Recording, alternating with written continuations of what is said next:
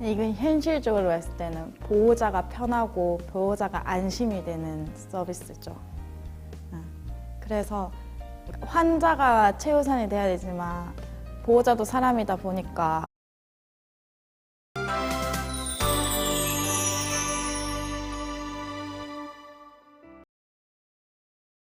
저희 엄마는 위암으로 발견 당시가 이미 4기였고 이미 전이가 다른 상태로 병원을 갔죠.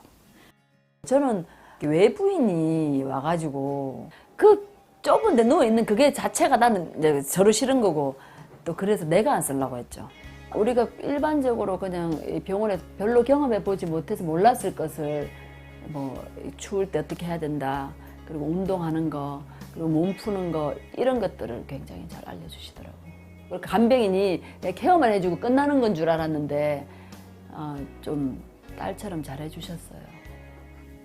일단은 제가 그 병원에 없어도 기본적인 케어를 다 해주시고 병원에서 무슨 일이 있으면 간병인분이 저한테 제일 먼저 전화해서 이렇게 됐으니까 이 시간대는 꼭 와야 된다. 이런 게 편하죠. 그럼 내가 갈 수 있을 때 미리 시간을 빼서 갈 수 있으니까요. 자녀들도 일정한 시간에 돌봐줄 시간을 만들지 못하니까 제가 이제 간병인이 저한테는 자식 같은, 막내 아들 같은 그런 느낌이어서 오른쪽에는 기부스 다 하고 왼쪽에는 저 혈관을 찾지 못해서 꺾인 데다 이렇게 하다 보니까 양쪽 팔을 다 못 움직이는 거예요. 그러니까 화장실 걸어는 갈 수 있는데 아무것도 못하기 때문에 간병인을 신청을 했는데 자식도 진짜 그 간병 하루 하다가도 짜증이 나는데 너무 친절하게 잘해 주셔가지고 그 하루 이틀 이렇게 하면서 빨리 좀 회복이 됐어요.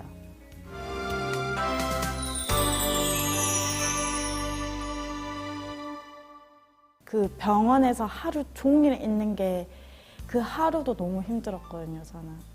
간병인분들 오시기 전까지는 제가 있었으니까 거기서 계속 갈아줘야 되고 간호사들이 뭐 말하면 이걸 해야 되고 계속 붙어 있어야 되니까 저는 못했을 것 같아요. 근데 엄마랑 친구가 돼서 산책도 시켜주시고 계속 만져주고 할 수 있다고 용기도 주고 아프면 아프지 말라고 같이 울어주기까지 해주시더라고요. 그래서 어떻게 저렇게 일이잖아요. 그분들 직업인데도 저렇게 마음을 주다니 대단한 것 같았어요.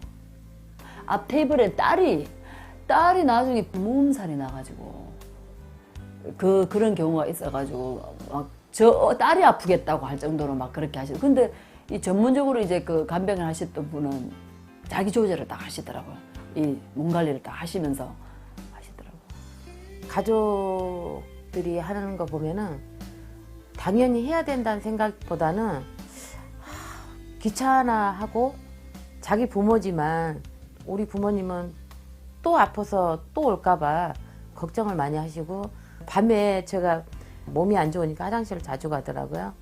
그러면 저희 간병인 언니는 그냥 제가 조금만 불편해도 한 몸처럼 책임감에 이렇게 화장실까지 새벽에도 12번 일어나서 이렇게 해주시는데 옆에 가족이 있으신 분은 깨워야 되고 안 일어난다고 좀 뭔가 오히려 가까울수록 더 이렇게 부탁하기가 더 어려운 그런 상황을 보고 전 너무 편했어요. 그게.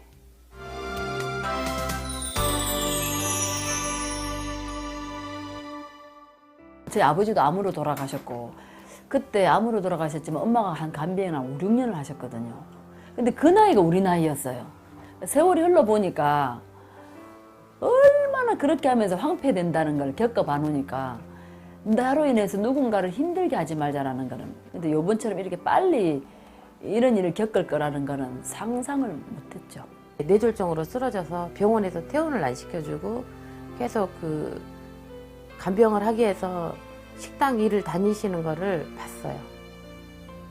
너무 힘들어서 부모님이 오래 살아 계신 게 너무 나한테는 지옥 같다는 얘기를 하더라고요. 그래서 간병보험 들어놨더라면 제가 제 일 보면서 부모님 간병하는 간병보험 회사에 맡기고 저도 좀 편안할 텐데 그것 때문에 결혼해서 3년이 지났는데도 아이 낳을 생각을 안 하더라고요. 부모님 때문에.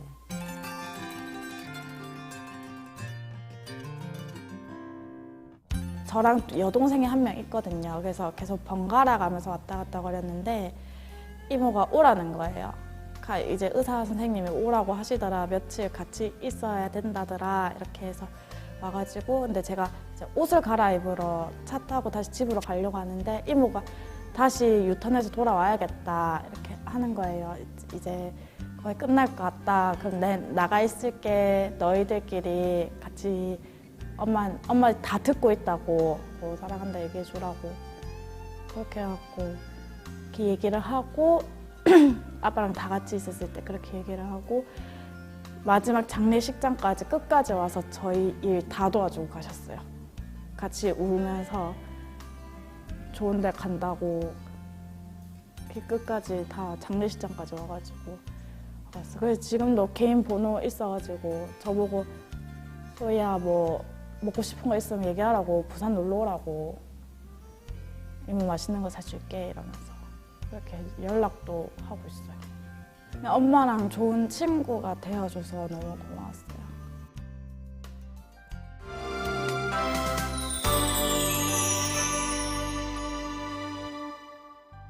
저는 이렇게 내 몸이 불편한데도 단순한 그 일상생활에 불편한 것 때문에 병원에서 입원해서 내가 그 불편한 상태일 때 간병인을 쓸 수 있다는 그 편리한 것 때문에 굉장히 폭넓다고 생각하거든요.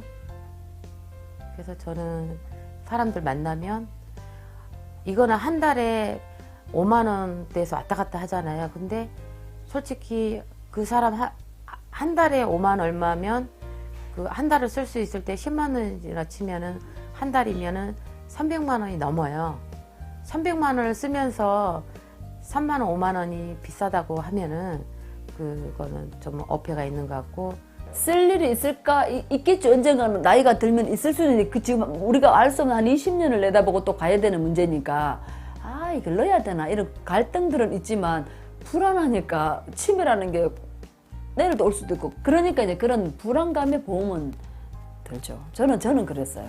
그리고 이렇게 실생활에 쓰일 줄도 몰랐고 이렇게 내가 어떤 중증도 아니고 큰 뭐 다리가 못 쓸 정도도 아니었고 소변 대변을 받아낼 정도도 아니었는데 이렇게 간병인을 쓸 거라는 거는 정말 생각을 못했죠. 그거는 그러니까 이제 이런 보험이 있다라고 권하게 되는 거예요. 이건 현실적으로 봤을 때는 보호자가 편하고 보호자가 안심이 되는 서비스죠. 그래서 환자가 최우선이 돼야 되지만 보호자도 사람이다 보니까 보호자가 편해야 되고 보호자가 좀 쉽게 케어를 할 수 있게끔 도와주는 시스템이라고 생각해서 좀 많이 안 아프시면 상관이 없지만 다리 하나만 불편해도 보호자들이 화장실 데리고 갈 때도 진짜 힘들거든요. 그러면은 전문가는 쑥 해갖고 쑥 들어가니까 환자도 편해요. 그러니까 우리가 못하는 사람이 괜히 다리 들고 이래 봐야 환자도 불편하고 보호자도 불편하니까 일석이조로의 그거를 얻을 수 있죠. 뭐라고 해야 되지? 그냥 보호자도 편하고 환자도 편하려면 간병인을 써야 돼요. 제가 느꼈을 때는.